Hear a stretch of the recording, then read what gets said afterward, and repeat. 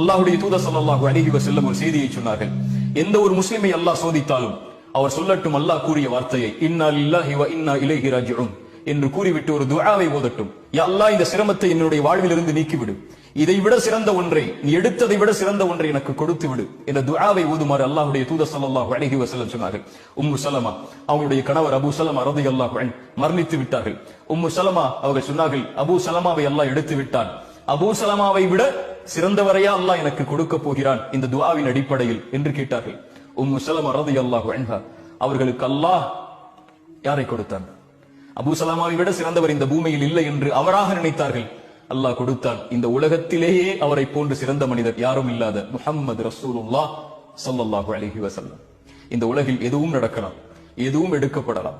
எந்த ஒன்றையும் அல்லாஹ் எடுத்தாலும் அது உங்களுக்கு நலவுதான், எந்த ஒன்றை அல்லாஹ் உங்களுக்கு கொடுத்தாலும் அதுவும் நலவுதான்.